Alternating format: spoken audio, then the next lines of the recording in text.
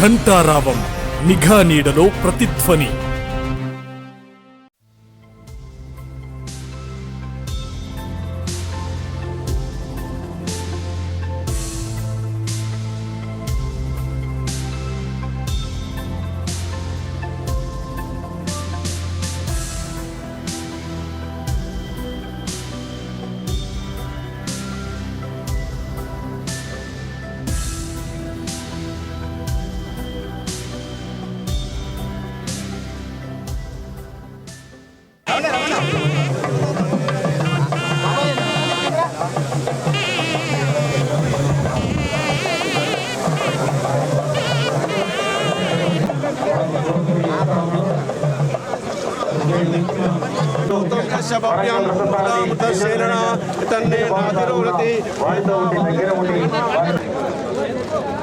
మన స్థానిక ఎమ్మెల్యే నాయన రాజేంద్ర సురేఖ మేడం గారిని పుష్పగుచ్చంతో స్వాగతం పలకాల్సిందిగా కూర్చున్నాము. మన స్థానిక ఎమ్మెల్యే నాయన రాజే అధికారులను కోరుతున్నాం. ఈ సమావేశానికి హాజరైన విశిష్టులందరికీ షాలువతో సత్కరించి మొమెంటోలు బహుకరించాల్సిందిగా రాఘవరెడ్డి గారు,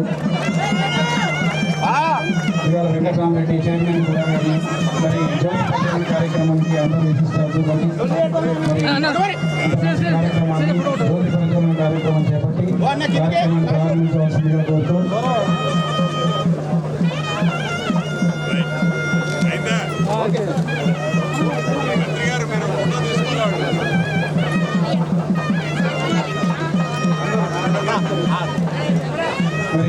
ప్రతిపక్షాలకు కాంగ్రెస్ పార్టీ రేవంత్ రెడ్డి గారి నాయకత్వంలో చేస్తున్న అభివృద్ధి కనపడడం లేదు, కానీ ఏదో విమర్శలు చేయాలని మాత్రమే విమర్శలు చేస్తూ ఉన్నారు. మరి ఉచిత బస్సు సౌకర్యం అనేది చాలా ఉపయోగపడతా ఉంది. కోట్లాది మంది మహిళలు ఉపయోగించుకుంటా ఉన్నారు. ఇది ఒక మంచి కార్యక్రమం. దీన్ని మనం అందరం కూడా ఎంతో హ్యాపీగా మహిళలు అనుభవిస్తున్న దాన్ని ఇలాగే కొనసాగిస్తూ ఇంకా ముందుకెళ్తూ ఇంకా ఎలక్ట్రిక్ బస్సుల ద్వారా మనకు పొల్యూషన్ కూడా కంట్రోల్ అవుతుంది. దానివల్ల మనకు ఆరోగ్యం కూడా బాగుంటుంది. కాబట్టి ఇంకా ఈ పొల్యూషన్ కంట్రోల్లో ఉండాలంటే ఎలక్ట్రిక్ బస్సులు రావాల్సిన అవసరం ఉంది. ఇప్పటికే 1000 బస్సులు వచ్చాయి. రాబోయే కాలంలో ఇంకా అధిక సంఖ్యలో ఎలక్ట్రిక్ బస్సులను తీసుకొచ్చి ప్రజలకు అందించాలని, మహిళలు దీన్ని ఒక మంచి ఆలోచనతోటి ఈ యొక్క బస్సులను ఉపయోగించుకొని ముందుకెళ్లాలని కోరుకుంటూ, మరి ఈరోజు 50 బస్సులను మా జిల్లాకు అందించిన మంత్రి గారికి ప్రత్యేక ధన్యవాదాలు తెలియజేసుకుంటూ సెలవు తీసుకుంటా ఉన్నాను. శుభాకాంక్షలు, రాబోయే సంక్రాంతి శుభాకాంక్షలు కూడా తెలియజేస్తా ఉన్నాం. డిసెంబర్ 9 తెలంగాణ ప్రభుత్వం ప్రజాపాలన మీ అందరి ఆశీర్వచనంతో అధికారంలోకి వచ్చిన తర్వాత 7 తారీఖు ప్రమాణ స్వీకారం చేసి 9 నాడు 48 గంటల్లో మేము ఇచ్చిన మాట ప్రకారంగా తెలంగాణలో ఉన్నటువంటి అక్కా చెల్లెలందరికీ ఉచితంగా బస్ ప్రయాణ సౌకర్యాన్ని ప్రారంభించుకున్నాం.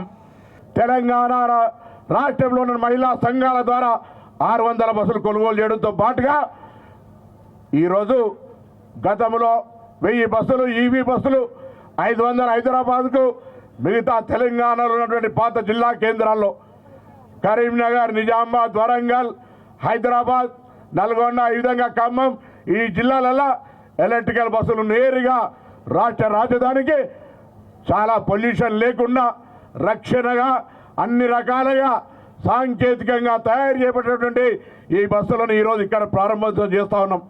ఇప్పటికే కరీంనగర్, నిజామాబాద్ అయింది. ఈ బస్సులు ప్రారంభానికి వెంటనే చేసుకోవాల్సి ఉన్నా వాటికి సంబంధించి ఛార్జింగ్ స్టేషన్ ఒక్కొక్కటి దాదాపు 10 కోట్ల రూపాయలతోటి ఈ డిపోలో ఏర్పాటు చేసుకుంటా ఉన్నాం. ఎన్పీడీసీఎల్ ఎండీ గారు కూడా చెప్తా ఉన్నారు, తొందరగా సహకరించి ఏర్పాటు చేసినందుకు మీకు కూడా ధన్యవాదాలు. ఇవాళ ఆర్టీసీ రథచక్రంలాగా తెలంగాణ రథచక్రాలను ఉరికిస్తూ ముందుకు పోయే ఈ ప్రభుత్వాన్ని నిండుగా ఆశీర్వదించండి. ఆర్టీసీ ప్రజలది, ఆర్టీసీకి సంబంధించి కాపాడుకొని ముందుకు తీసుకునే బాధ్యత మీది. ప్రజలకు అవసరమైనటువంటి అన్ని రకాల రూట్లలో నూతనంగా బస్సులు ఏర్పాటు చేస్తామనేటువంటి మాట కూడా ఈ సందర్భంగా మనవి చేస్తూ ఈ కార్యక్రమానికి దీవించడానికి చేసినటువంటి వేదిక మీద పెద్దలందరికీ హృదయపూర్వకంగా ధన్యవాదాలు తెలియజేస్తూ, నూతన సంవత్సర శుభాకాంక్షలు కొద్దిగా లేట్గా అడ్వాన్స్గా సంక్రాంతి శుభాకాంక్షలు నా తరపున రాష్ట్ర ప్రభుత్వ తరపున మీ అందరికీ తెలియజేస్తున్నాను. ఆనాడు మూసేద్దామన్న ఆర్టీసీని మా కేబినెట్ మంత్రుల్ని, మా సహచర ఎమ్మెల్యేలని అందరినీ ఒప్పించి మెప్పించి అవసరమైతే ముఖ్యమంత్రి గారితో ఇంకో 2 గంటలు ఎక్కువ చర్చించి ఆర్టీసీని ఈనాడు లాభాల బాటలోకి తీసుకొచ్చారు. మీరు మూసేద్దామనుకున్న ఆర్టీసీని శబాష్, ఆర్టీసీని అద్భుతంగా సుమారు 125 కోట్ల ఆడబిడ్డలు ఉచితంగా ఈనాడు తెలంగాణ రాష్ట్రంలో ఆర్టీసీ బస్సుల్లో ప్రయాణం చేశారు. ఎప్పుడైనా ఇంత అద్భుతమైన ఆలోచన ఆనాటి దొరలకు వచ్చిందా అంటే రాలే.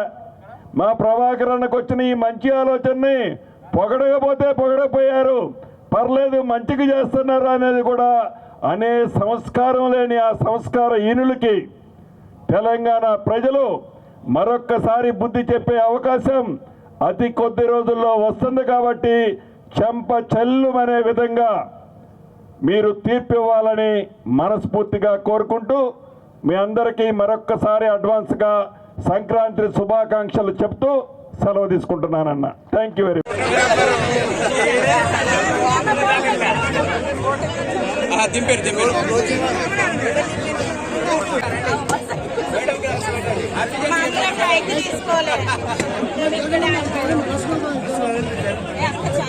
Happy journey madam.